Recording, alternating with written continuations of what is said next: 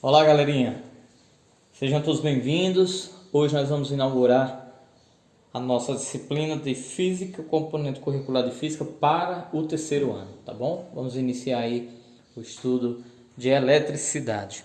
Lembrando que a eletricidade é um gigantesco ramo da física clássica, né, junto ao magnetismo, mas que na verdade ela se subdivide, tá? A eletricidade, ela se divide em eletrostática, em eletrodinâmica e em eletromagnetismo, tá bom? Então nós vamos, nas nossas primeiras aulas, fazer uma discussão importante sobre eletrostática. Talvez tenhamos aí umas 6 ou 8 aulas só sobre eletrostática, tá? Vamos falar sobre força elétrica, vamos falar sobre campo elétrico, sobre potencial elétrica, tudo bem? E provavelmente sobre capacidade elétrica. Vamos em frente. A palavra eletricidade, ela deriva do quê? Deriva do grego electron, né, que significa âmbar, né? O âmbar é uma resina vegetal, né, de onde percebe-se que ao ser atritada com a pele de alguns animais, o âmbar poderia atrair, né, pedaços de palha seca, poderia atrair, né, algumas buchas do meio natural, tá?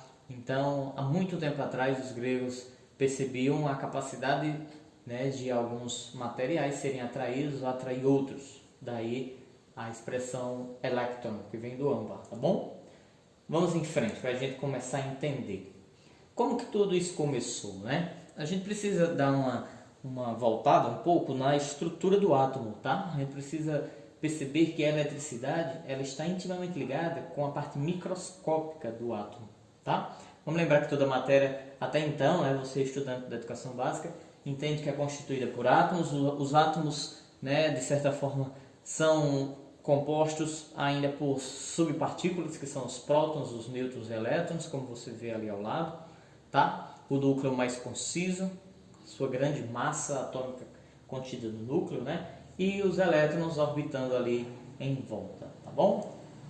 Então, esse modelo planetário, vamos dizer assim, um dos últimos, né, que propõe esse núcleo, que propõe uma eletrosfera, foi proposto por Ernest Rutherford, tá? Você lembra disso lá na química, tá bom? E aí ele diz que esses elétrons vão ter mais mobilidade, né? Eles ganham mais movimentação por estar sendo formado, tá sendo sua região, né, chamada de eletrosfera, ou seja, onde circulam os elétrons, é uma região ainda com muitos espaços vazios, sem falar que o elétron, né, possui a menor carga, menor tanto carga elétrica, a exemplo do próton, como também, né, menor massa, tá? E aí a mobilidade para com os elétrons é muito grande. Quando você estudou ligação iônica, você percebeu, né, a construção desses compostos, tá? Pois muito bem. Vamos lembrar o seguinte, tá? Cargas elétricas do próton e cargas elétricas do elétron têm sempre o mesmo valor. A única diferença é que eles têm sinais opostos, tá? Em módulo. Então, tanto os prótons têm carga elétrica quanto os elétrons, tá? Um positiva, outro negativa. E aí, portanto, essas cargas elétricas, né, que constituem ainda os prótons e os elétrons, são chamadas de carga elétrica elementar, tá? Elementar porque quer dizer parte, né, do princípio do elemento em si, muito pequena, muito ínfima, né? Então esse valor aí já é conhecido por nós, né, estudiosos de eletricidade do terceiro ano, e proposto, né, por um cara chamado Coulomb. Então a cargazinha elementar vale 1,6 vezes 10 a menos 19 Coulomb, tá bom? Então de fato ela é muito pequena. Quando se tratar de cargas elétricas do próton, ela virá positiva. Quando se tratar de cargas elétricas do elétron, ela virá negativa, tá? Lembrando que o Coulomb é a unidade de carga elétrica adotada pelo sistema internacional. Então, o que seria um átomo neutro? Veja aí na imagem. O átomo neutro seria nada mais nada menos do que essa quantidade de prótons que você vê aí, ó, 4 prótons vermelhinhos no núcleo e 4 elétrons orbitando, né, a eletrosfera. Então, 4 prótons com 4 elétrons, todos os mesmos valores, essa carga, né, se anula. Essa carga é anulada, ok? Tá certo? 4 é positivo, menos 4E é negativo, isso dá zero, né? Agora, já é a nossa primeira grande discussão. Isso não quer dizer que um corpo neutro não tem carga, tá? Pelo contrário, um corpo neutro é um corpo que possui cargas. A diferença é que sua soma algébrica é zero, tá bom? Vamos entender então qual é a diferença de um corpo neutro para corpos eletrizados, porque de fato a eletricidade vai funcionar quando esses corpos estiverem eletrizados. O que significa um corpo estar eletrizado? Significa dizer que ele tem uma quantidade diferente do seu número de prótons e do seu número de elétrons, tanto no átomo ou no corpo. Então isso é muito simples. É a partir daqui que vai haver então a ideia de eletricidade, tá? Vamos entender aí, vamos partir dessa esfera. Esse corpo ele é neutro quando o número de prótons dele é exatamente igual ao número de elétrons. Quando que ele pode passar a ser um corpo eletrizado? Olha como é fácil. Ou quando essa disparidade acontecer para o número de elétrons superar o número de prótons, ou o contrário, né? Quando o número de prótons é quem supera o número de elétrons. Só que em se tratando de eletricidade, você já percebeu, né? A palavra eletricidade é oriunda do elétron, né? Então a gente sempre vai dizer que um corpo carregado negativamente, né? A nossa primeira situação ali do alto, um corpo carregado negativamente é um corpo que a ele foi fornecido elétrons. É um corpo que apresenta um excesso de elétrons. Então você, aluno, tem muito cuidado com esses termos. O que é um corpo carregado positivamente? É um corpo que recebeu elétrons. É um corpo que adquiriu. É um corpo que até ele foi fornecido elétrons. Tá? Então ele apresenta um excesso de elétrons. Já aquele corpo carregado positivamente é o contrário. Dele foi retirado elétrons. Tá? Ele, portanto, tem uma escassez de elétrons. Ele tem uma falta. Ele doou, ele cedeu elétrons. Tudo bem? Ficou claro isso? Vamos em frente. Tem como eu saber, tem como eu quantizar, né, a quantidade de elétrons que foi retirada de um corpo ou que foi fornecida? Sim, tem. Então, essa quantidade ela é múltipla, lógico, daquela carguinha elementar. Então, é muito fácil. Nossa primeira fórmula, que se é que a gente pode dizer que é uma fórmula já, né, para eletrostática. Q igual a N vezes E. Isso é muito simples, tá? Então, é a quantização, né? Ou seja, é um múltiplo inteiro dessas cargas elementares. Lembrando que não é o E que ele possui, é o E que ele fornece, que dele é retirado, tá bom? Tudo bem? Então, se esse resultado é positivo, isso quer dizer que tem uma escassez, né? Se esse valor é negativo, tem um excesso de elétrons, tá bom?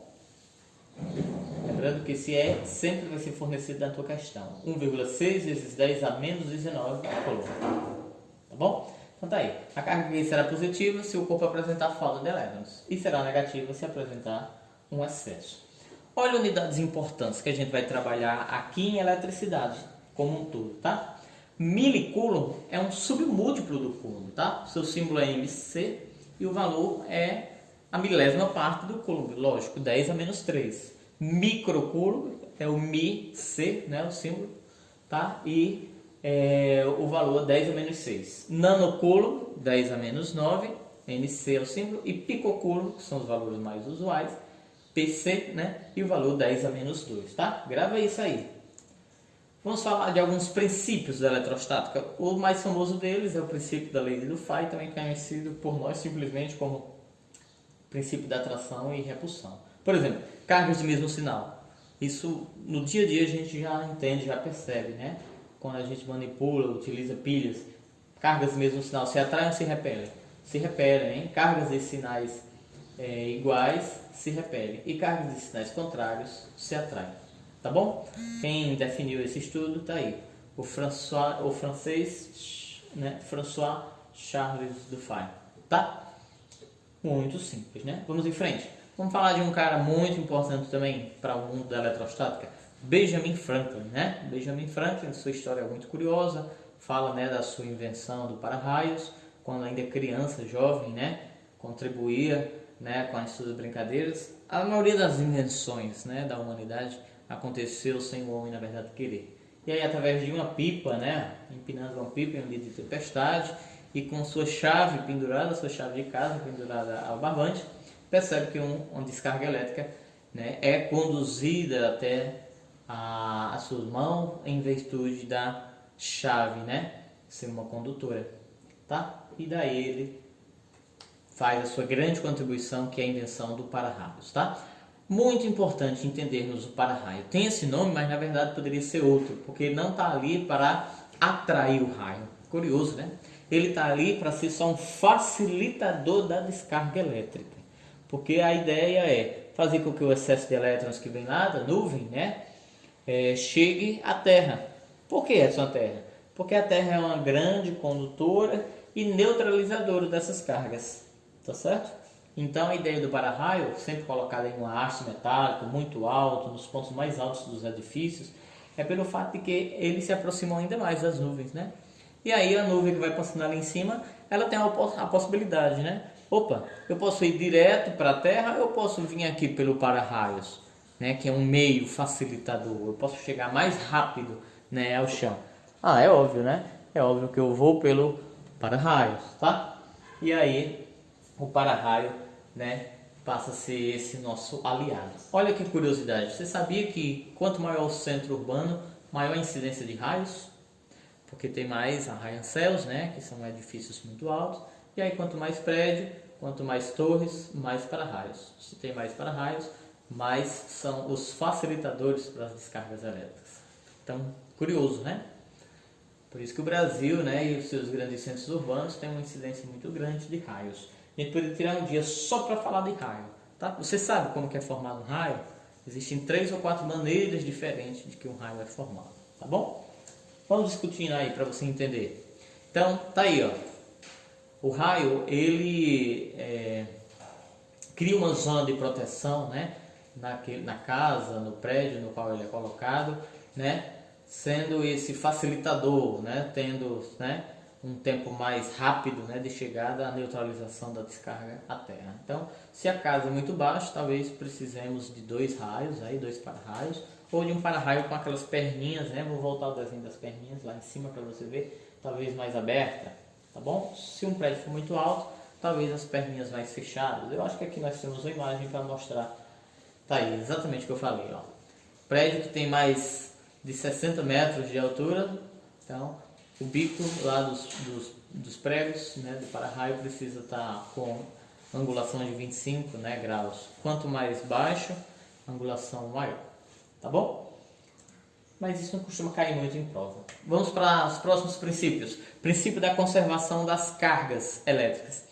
Galera, eu te dou uma dica aí, ó, infalível. Princípio da conservação da energia, isso rola em 100%, para não dizer 100%, em 99% da física clássica, tá? O princípio da conservação de energia de cargas, tá? Isso acontece muito lá em termodinâmica, isso acontece lá em mecânica, isso acontece aqui em eletricidade. Em um sistema eletricamente isolado, a soma algébrica tanto das cargas positivas quanto das negativas sempre será constante, tá? Porque nada vai se alterar, né? Lembra? Na natureza nada se cria, nada se destrói, apenas se conservou. Então, se você tem 3 corpos aí, ó, com quantidades diferentes de cargas, quando eles são eletrizados, tá? Passam por algum processo de eletrização, eles vão ficar com as mesmas quantidades, podem só trocar, né? Um ceder elétrons para o outro e tal, mas a quantidade é sempre a mesma, tá bom? Então, é isso daí, ó. Quantidade de cargas armazenada pelo corpo A mais a do corpo B mais a do corpo C sempre será a mesma a do corpo A depois de uma eletrização, do corpo B e depois do C após uma eletrização, tá bom? É muito tranquilo isso aí. Vamos falar dos processos de eletrização. O que é isso? Tá? Lembra que os corpos eles são classificados como eletrizados ou como neutros. A gente não discutiu muito o neutro, né? Mas o neutro é aquele cara que ele serve só para testar. Lá nas experiências nós vamos te mostrar. Serve só para testar se o corpo está eletrizado ou não. Então ele é um forte aliado, importante na eletrostática exatamente para isso. Tá bom? Então, eu posso transformar um corpo neutro em um eletrizado? Sim. Existem quantos meios? Inúmeros processos. Vamos começar por isso, eletrização por atrito. Coloca aí no teu material, nas tuas anotações, atrito me lembra fricção, tá bom? Então, atritar algo significa esfregar algo, tá? Então, atritando 2 corpos de materiais diferentes, importante anotar isso, não pode ser 2 materiais idênticos, tá? Inicialmente neutros, elétrons vão se desviar, vão ser transferidos de um corpo para outro. tá? Isso se dá quando os dois corpos são neutros. Vamos ver como é que isso acontece? Pelo princípio da conservação das cargas, né? A quantidade de cargas total no final tem que ser igual ao total no início, tá? Então, olha aí, um bastão e um pano de seda. Bastão de vidro, neutro, pano de seda, neutro. Quando eles são friccionados, um sempre vai ter a tendência de transferir para o outro. E aí você pergunta, mas quem que vai transferir para o outro, hein? Já já a gente vai mostrar uma série, uma tabela chamada série triboelétrica, que a gente percebe que pela sua constituição, inclusive até química de cada material, um sempre vai ter a tendência de doar, outro sempre de receber. Lembra disso lá na tabela periódica, né? Então, o que foi que aconteceu? Aconteceu que o bastão de vidro, que era neutro, ficou carregado positivamente. Adivinha por quê? Porque foi ele que cedeu elétrons. Lembra? Quem cede elétrons fica com menos elétrons. E sua quantidade de prótons continua a mesma. Então, os prótons passam a superar os elétrons, né? E a seda fica carregada negativamente, porque ela recebeu esses elétrons. Olha uma observação importante lá no canto superior direito. O corpo A era neutro, o corpo B, né, não era eletrizado, perdão, ali era para ser neutro também. Vamos retificar isso, né? É importante que a gente retifica logo aqui na hora, tá? Então, corpo eletrizado, não. Corpo B também era neutro, ok? Então, o que acontece? Depois, né, do processo de eletrização, de transferência, o corpo A fica carregado positivamente e o corpo B negativamente, tá? Ambos ficam com a mesma quantidade de cargas. Se fizermos a soma algébrica, vai dar o mesmo valor. A diferença é que com sinais opostos. Tranquilão? Vamos em frente. Tá? Lembra que a gente falava da série triboelétrica? Então, isso é a série que tem a tendência relativa dos materiais de ceder ou de ganhar os elétrons por atrito. Olha aí, quem está sempre acima, né? Quem está a tendência de estar no topo da série, comparado a quem vai ficando para baixo, tem sempre a tendência de ficar carregado positivamente, tá? Quem fica mais abaixo, exemplo, borracha, cobre, ouro, isopor, sempre vai ter a tendência, né, de receber elétrons. Vamos fazer só um exemplo? Encontre aí, por favor, o cabelo humano e encontre aí o ouro. Se alguém pegar o ouro e passar no cabelo humano, ambos neutros. Quem vai ficar carregado positivo e quem vai ficar carregado negativo? Muito bem, você que falou aí, ó. Cabelo humano está acima do ouro, né? O ouro está mais embaixo. Então, o cabelo humano tem a tendência de ficar carregado positivamente e o ouro de ficar carregado negativamente. Tá bom? Então, isso é muito fácil. A questão te fornecendo os dados dessa tabela, né? Lá na prova você vai saber quem vai ficar carregado positivo, quem vai ficar carregado negativo. Tudo bem? Ok? Olha, ó. Ele também deu dois exemplos, né? Ó. Ao atritar madeira com lã, ó, onde lã está e onde madeira está, né? Então lã vai ficar carregado positivamente e a madeira, né, que vai receber os elétrons vai ficar carregado negativamente. Tranquilão? Muito bem, vamos falar de um segundo processo também muito importante, eletrização por contato. Vamos lembrando, vamos atribuindo palavras-chave. Processo por atrito me lembra fricção, é esfregar um corpo no outro. Eletrização por contato, basta você encostar um corpo no outro, tá? Então, para eletrizar um corpo neutro por contato, devemos simplesmente encostá-lo em um corpo eletrizado. Agora sim, um neutro não vai conseguir eletrizar um neutro só encostando. Tem que ser um neutro não eletrizado, tá bom? Ela pode se dar de diferentes formas, com corpos idênticos, corpos não idênticos, com contatos simultâneos ou com contatos sucessivos, tá? O importante é que os corpos, se estiverem encostados na Terra, automaticamente eles serão, né, descarregados, ou seja, eletrizados por contato. Tá bom? Tranquilão? Então, uma dica aí, uma curiosidade. Para a galera que trabalha com pintura de carro e tal, o cara tem toda uma atenção para não pintar, né, num dia que não está ventando e tal, para a poeira não cair no carro. O cara já fez o teste de pegar aí um fiozinho, né, colocar aí na lataria do carro e colocar no chão. Que aí ele vai descarregar, né, a eletrização desse carro e ele pode fazer sua pintura tranquilamente e não vai pegar no veículo. Curioso, né? Então vamos para frente. Como é que se dá a eletrização por contato? Olha que interessante. Um corpo neutro A, um corpo eletrizado, né, negativo. Se a gente colocar encostado um ao outro, quem está com excesso de elétrons vai transferir para quem está neutro, né? E o que vai acontecer é aquela quantidade se divide para os dois. Quando eu explico esse assunto para a galera, eu sempre digo o seguinte: olha, imagina aí um casamento. B está negativamente, né? B tem um patrimônio negativamente de 8, né? 8 cargas. E quando é menos, geralmente eu falo despesas, né? E vai casar com uma pessoa que é equilibrada, uma pessoa neutra, que toda a quantidade de dívida que ela tem é igual ao que ela tem de dinheiro. O que é que vai acontecer? Vai dar certo esse casamento? Pode até dar, né? Mas um dia, quando eles se separarem, né, que hoje é até moda, olha o que é que vai acontecer. Eles vão dividir apenas as despesas, né, que o B tinha. Então, tá vendo? A ficou menos Q sobre 2, B ficou menos Q sobre 2. Qual a conclusão que a gente chega? Olha lá para o canto superior. A quantidade total final é igual à inicial, né? Princípio da conservação de cargas, tá? A quantidade, né? Como é que se faz para chegar a esses resultados? Soma, né? Pega o corpo neutro 0 com menos Q e divide por 2. Então vai ficar menos Q sobre 2 para cada um. Eles ficam com cargas iguais, inclusive com sinais. Pode ser os dois negativos, como os dois, né, positivos. Tá vendo a diferença para o processo de eletrização por atrito? Mas não para por aí não, tem outros exemplos, tá? Quando os corpos são idênticos, né, você vê que a carga final total de cada um deles é igual à carga inicial. Então, vamos um exemplo.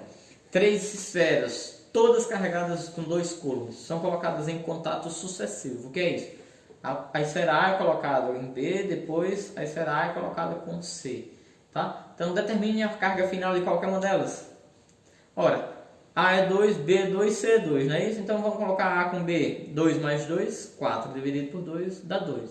Ou seja, Q' de A é igual a Q' de B. Ou seja, eles saem do casamento com a mesma carga, 2C.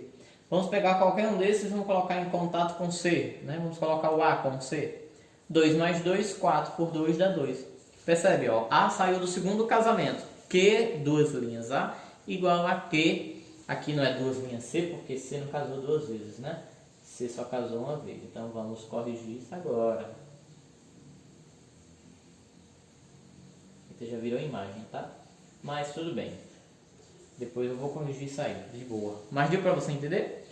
Carga final de quando a eletrização se dá com corpos idênticos, né? Em cargas, o resultado final é sempre igual ao que cada um já tem. Vamos para um outro exemplo. Quando se dá um corpo eletrizado com N nêutrons. Olha aquela formulazinha. Q total final é igual a Q sobre 2 elevado a N.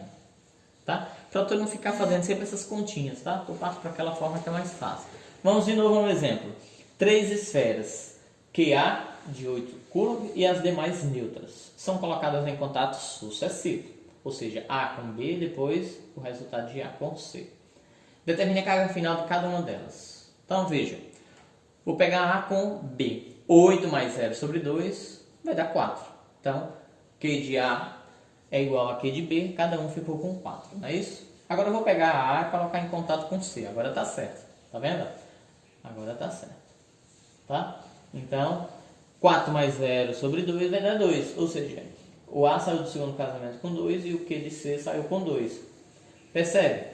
Que o que aconteceu foi, se você olhar lá para a formulazinha de cima, então vai ficar 8 dividido por 2 elevado a N. Sabe quem é esse N? O número de corpos neutros. Não são só 2 corpos? Como é que você sabe? Porque a questão está me dizendo que são 3 esferas. Se o A é carregado com 8 coulombs, as outras duas são neutros. Então, 8 dividido por 2 ao quadrado é 8 por 4. Isso dá 2. Então, essa fórmula é muito simples quando você pegar uma questão que ele quer eletrização, tá? Então, A ficou com carga final 2, B ficou com carga final 4, que é do primeiro casamento, e C ficou com carga final 2, tá bom? Vamos em frente? Ainda tem um caso, né? Eletrização por contato, quando for corpos de raios diferentes, ou seja, um corpo maior com um corpo menor, tá? Essas questões, elas só caem em vestibulares mais tradicionais, vestibulares mais rígidos, tá bom? E aí você ia ter que se valer dessa formulazinha. É muito simples, é você relacionar a carga de cada um com o seu raio, tá? Então ia ficar Q sobre R igual a Q sobre R, e aí você ia fazer esse processo somando com o outro, tá? Lembra? Não é contato? Então você vai somar os dois. Tudo bem? É muito simples. E por fim, né, dos nossos processos de eletrização, vamos falar da indução, tá? Palavra-chave para indução. A palavra indução me lembra remoto, algo que vai ser feito à distância. Olha como é simples.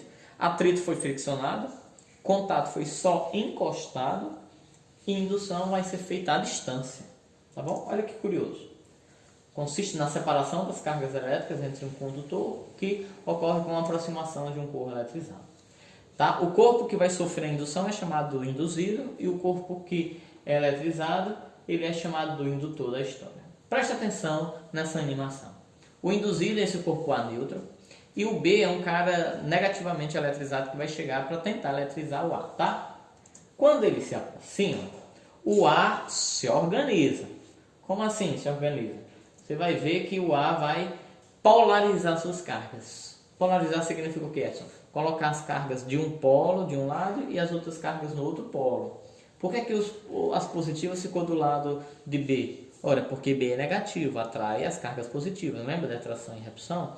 E por que o negativo ficou do outro lado? Pelo mesmo motivo. Negativo repele negativo. Tá? Mas o corpo A continua neutro, percebe? 4 mais, 4 menos.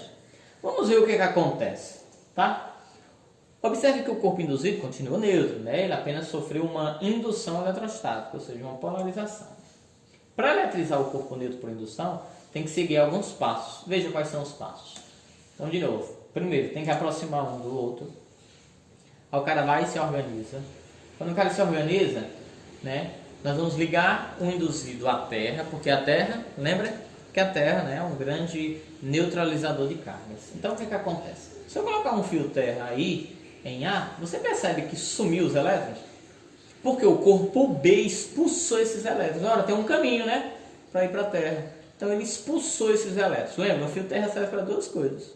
Ou atrair elétrons da Terra, ou escoar elétrons da Terra. Nesse caso, foi escoar os elétrons da Terra. Próximo passo vai ser desfazer a ligação da indução com a Terra. Desfeita a ligação, agora vamos afastar o corpo B, né? Vamos afastar o indutor, tá? Se a gente afastar o indutor, o que a gente percebe? O corpo A fica eletrizado. Não é assim? O corpo A fica eletrizado. Isso é um processo de eletrização feito à distância, né? Por indução. Tá bom? Aí a conclusão que a gente tem é, ó, A é um corpo neutro, B é um corpo eletrizado. Depois da transferência remota de elétrons, né? Que não é bem uma transferência, né? Remota de elétrons. É depois da indução remota de elétrons. Os dois corpos ficam com sinais opostos, tal qual é o processo de indução. Tudo bem? Vamos falar um pouco dos experimentos mais comuns aqui, né, nesse primeiro assunto. São os dispositivos que se destinam a perceber, a detectar a manifestação das cargas elétricas. Os dois mais comuns é o pêndulo eletrostático e o eletroscópio de folha. Percebam que todos os dois precisam sempre de um material isolante, né? Ó, o pêndulo tem uma haste isolante. Por quê? Porque a base está conectada ao chão. Então, senão ia ser descarregado. O fio é isolante. Então, essa esfera condutora leve pode ser uma rolha de cortiça, pode ser um isopor, tá? E aí, pega-se um bastãozinho, eletriza-se. Quando encosta nessa bolinha, você vai ver que essa bolinha vai repelir ou vai atrair, né? Dependendo de sua carga. Vai ser atraída se ela for positiva, se ela estiver eletrizada, né? Se ela for neutra, perdão. E aí qualquer que seja o corpo do material, sempre o neutro é atraível, tá? E ela vai ser repelida se ela tiver a mesma configuração eletrônica do bastão, tá? Como é que funciona o eletroscópio de folhas? O eletroscópio de folha do mesmo jeito, aquela bola condutora lá em cima, se alguém chegar e aproximar o bastão dela, o que vai acontecer é, aquelas duas lâminazinhas de ouro ou de alumínio, a gente faz isso em sala de aula com alumínio, né? Elas vão se repelir. Por quê? Elas vão adquirir a mesma carga e ao adquirir a mesma carga elas vão se repelir, tá? Então é um processo que se dá, né, por indução, tá bom? Por indução. O eletroscópio serve para explicar a indução. O pêndulo para explicar o atrito, por exemplo. Tá bom? Então tá aí, ó, o que a gente falou, como que se dá, né? Ok? E o eletroscópio de folhas está aí, ó. Chega um corpo carregado positivamente, por indução ele eletriza a bolinha de cima negativamente, tá? E como? Porque ele expulsa, né, as cargas, na verdade ele atrai, né, os elétrons lá de baixo da placa de ouro, e ao atrair os elétrons da placa de ouro, a placa de ouro fica carregada positivamente. E aí ao ficar carregada positivamente, uma repele a outra por ter a mesma configuração eletrônica. Tudo bem? Para a gente terminar a nossa aula, né, já está ficando um pouco extensa, vamos dar alguns exemplos. Tá aí. O professor Edson Moraes pede que se desenhe as cargas elétricas induzidas na esfera neutra. Então considere o bastão como sendo o corpo indutor. Se você fosse pausar esse vídeo agora, como é que você ia fazer? Você tem que só desenhar a polarização, né, na figura 1 e 2. É uma questão bastante simples. Então tá aí como ficaria na 1, tá aí como que ficaria na 2. É muito simples, tá? Lembrando que se você que me segue aí e tal, se quiser um material extra, nós temos uma apostilazinha aí de física, tá bom? É só pedir pelo meu e-mail, que eu mando até você, pra gente, sempre vou resolver questões dessas na apostila, tá certo? Então tá aí, ó. Uma esfera metálica inicialmente neutra, foram acrescentados 2 vezes 10 elétrons. Determine, portanto, a carga elétrica da esfera. E dada que a carga elétrica elementar é 1,6 vezes 10 menos 19. Você está perguntando, você está percebendo o que ele está pedindo? Determine a carga elétrica da esfera. Então ele está pedindo o N ou é o Q? Determine a carga elétrica da esfera. Inicialmente ela estava neutra. Foi acrescentado 2 vezes 10 elevado a N. Isso já é a quantidade de cargas elementares que foi acrescentada. Então ele quer a carga final, o Qzão, né? Então é muito simples. Está aí, ó. Q igual a N vezes E. N, 2 vezes 10 a terceira. E, 1,6 vezes 10 a menos 19. Então a resposta final, 3,2 vezes 10 a menos 9 elétrons. Se eu parasse agora e ele perguntasse, esse corpo agora ficou carregado positivamente ou negativamente? O que era que você ia dizer? Isso mesmo. Se ela inicialmente estava neutra e foi acrescentada a ela elétrons, então ela ficou com um excesso de elétrons. Muito bem. Vamos em frente. Temos 4 esferas metálicas idênticas, A, B, C e D. Dessas 4, apenas a esfera A está eletrizada. Se fizermos um contrato sucessivo da esfera A com cada uma das demais, qual é a carga final, né, elétrica da esfera A? Você lembra? Você pode fazer A mais B sobre 2, depois A mais C sobre 2, depois A mais D sobre 2. Como você pode partir direto para isso aí, né? Como é simples. Q igual a 2 elevado a N, Q igual a 2 elevado a 3. Por que é 3? Porque só o A está eletrizado, as outras 3 são neutras, né? Então, Q sobre 8. Isso seria a carga final de A. Tranquilão, né? Tudo bem? Nossa próxima aula a gente vai discutir sobre força elétrica e a lei de Coulomb. Agradecer a sua paciência e a sua audiência, bons estudos e até a próxima.